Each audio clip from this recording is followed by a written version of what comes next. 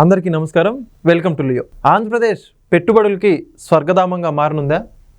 దానితో పాటుగా ఏదైతే కూటమి ప్రభుత్వం హామీ ఇచ్చినట్టుగా 20 లక్షల ఉద్యోగ కల్పనే లక్ష్యంగా కూటమి ప్రభుత్వం చంద్రబాబు నాయుడు గారి ఆధ్వర్యంలో ముందుకెళ్ళనుందా? అయితే అవుననే సమాధానం వినిపిస్తున్నాయి. ఏదైతే రాష్ట్రానికి వస్తున్నటువంటి పెట్టుబడులు చూస్తూ ఉంటే ఓ పక్క కాదనక తప్పట్లేదు. అయితే అసలు రాష్ట్రంలో పెట్టుబడుల భవిష్యత్తు ఏంటి? రాష్ట్రానికి మరిన్ని కంపెనీలు రానున్న రోజుల్లో రాబోతున్నాయా లేదా? ఇవన్నీ కూడా తెలుసుకునే ప్రయత్నం చేద్దాం. మనతో ఉన్నారు సామాజిక విశ్లేషకులు డాక్టర్ గడ్డిపాటి శ్యాంప్రసాద్ గారు. సార్ నమస్కారం అండి. నమస్తే అండి. సార్, మొత్తానికి ఆంధ్రప్రదేశ్ రాష్ట్రంలో పెట్టుబడులు అయితే చాలా భారీగా వస్తున్నాయని చెప్పుకోవాలి. ఒక పక్క బీపీసీఎల్ కావచ్చు, దానితో పాటుగా టీసీఎస్, ఇలా పదుల సంఖ్యలో, లేకపోతే ఇప్పటికే వచ్చిన 5 నెలల కాలంలోనే దాదాపుగా చాలా కంపెనీలు పెట్టుబడులు పెట్టడానికి ఆకర్షగా ఉన్నట్టు తెలుస్తూ ఉంది. అయితే ఇదే పరిస్థితి రానున్న రోజుల్లో ఇంకా ముందుకు వెళ్ళొచ్చా?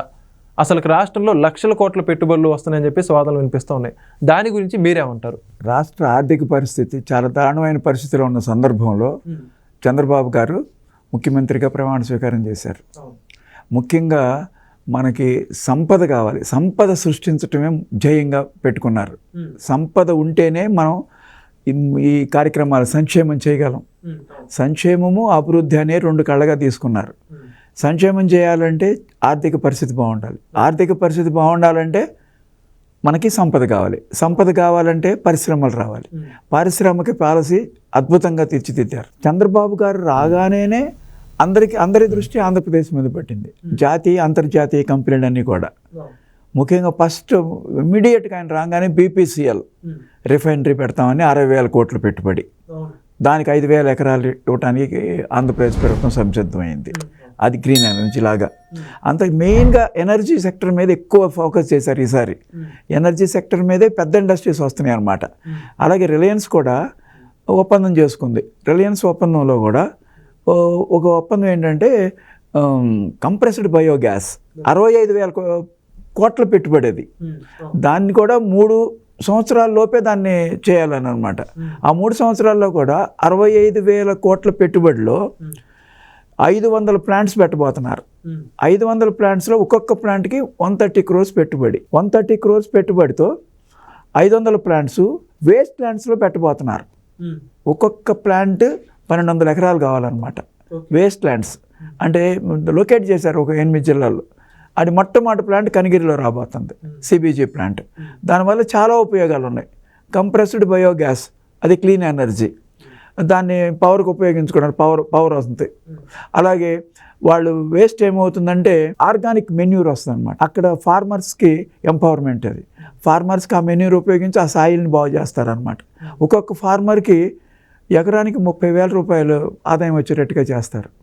అలాగే క్లీన్ ఎనర్జీ కాబట్టి పొల్యూషన్ ఉండదు. ఇలా చాలా ఉపయోగాలు ఉన్నాయి రిలయన్స్ వలన. రిలయన్స్ 65,000 కోట్ల పెట్టుబడి ఎలా అంటే 500 ప్లాంట్స్ పెడుతున్నారు. 500 × 130 కోట్లు. ఒక్కొక్క ప్లాంట్ 130. 130 × 500 ఎంత? 65,000 కోట్లు.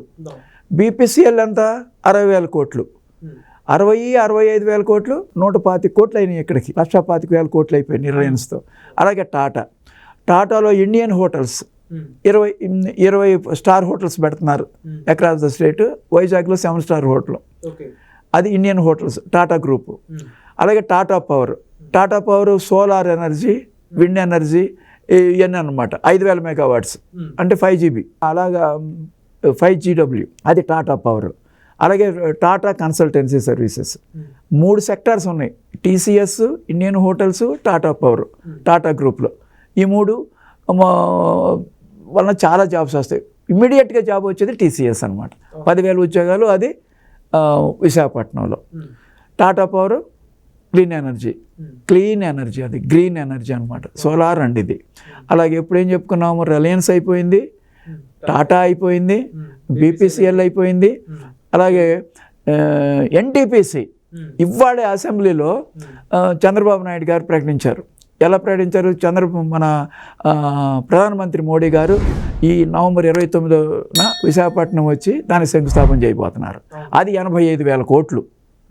అది హైడ్రోజన్ మ్యానుఫ్యాక్చరింగ్. అది కూడా క్లీన్ ఎనర్జీ, గ్రీన్ ఎనర్జీ అనమాట.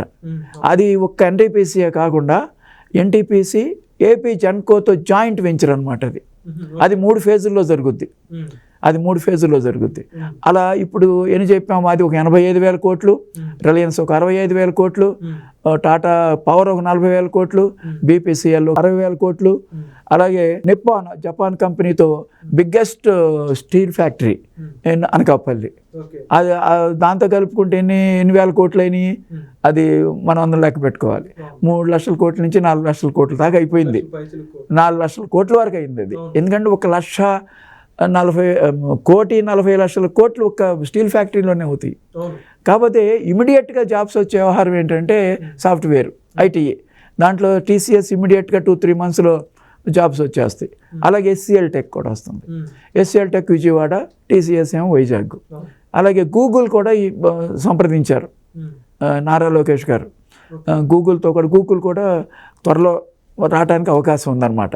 ఇలా 3 ఐటీ కంపెనీలు, ఎనర్జీ కంపెనీలు, స్టీల్ కంపెనీలు, హోటల్స్, ఇన్ని రకాలుగా వస్తున్నాయి అన్నమాట. అట్లాగే స్పోర్ట్స్కి, అలాగే హాస్పిటల్స్, ఈఎస్ఐ హాస్పిటల్ శాంక్షన్ అయింది మన అమరావతికి.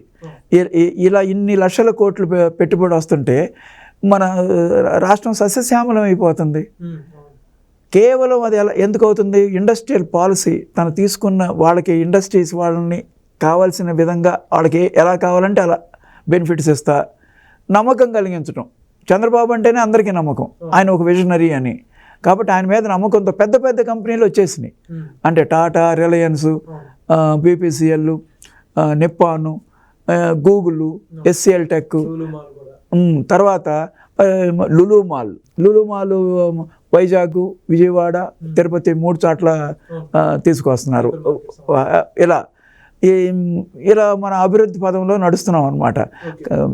చంద్రబాబు గారు ఎంత కష్టపడి అన్నీ తీసుకొస్తున్నారు. ప్లస్ లోకేష్ గారు కూడా ఈ అన్ని 20 లక్షల ఉద్యోగాలు తీసుకురావాలంటే ఎంత శ్రమ చేయాలి. 20 లక్షల ఉద్యోగాలు అనేది ఒక టార్గెట్ పెట్టుకున్నారు. 20 లక్షలు, ఒకవేళ 20 లక్షలకి ఒక 100 తగ్గింది అనుకోండి, ఆయన తగ్గిందని విమర్శిస్తారు. 20 లక్షలకి పెచ్చు రావచ్చు, తక్కువ రావచ్చు, కరెక్ట్గా 20 లక్షల ఫిగరే రావాలని ఏమీ లేదనమాట. ప్రతిరోజు ఏదో ఒక ఇండస్ట్రీతో పెట్టుకుంటానే ఉన్నారు.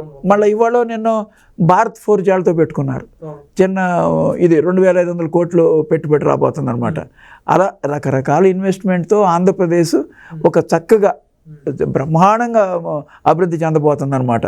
అందుకని మనం ఎప్పుడు ఈ విమర్శలు, ఈ ప్రతిపక్షం వాళ్ళు చేసే మాటలు, వాటికి కాలాన్ని వృధా చేయకుండా ఈ అభివృద్ధి మీదే మనం కాన్సన్ట్రేషన్ చేస్తే మంచిది. అలా ఆ పదంలో మనం వెళ్తున్నాం అనమాట. ఖచ్చితంగా సార్, చూశారు కదా, ఆంధ్రప్రదేశ్ రాష్ట్రంలో పెట్టుబడులకు సంబంధించి ఒక చక్కటి విశ్లేషణ అయితే మనకి డాక్టర్ గడ్డిపాటి శ్యాంప్రసాద్ గారు ఇచ్చారు. ఇదే విధంగా రాష్ట్రం కూడా అభివృద్ధి పదంలో ముందుకు దూసుకెళ్లాలని, రానున్న కంపెనీలతో పాటుగా యువత అందరికీ కూడా ఉద్యోగాలు కల్పన దృష్ట్యంగా ఆంధ్రప్రదేశ్ ముందుకెళ్లాలని కోరుకుందాం. ధన్యవాదాలు సార్. నమస్తే అండి. Please subscribe to Leo news for more videos.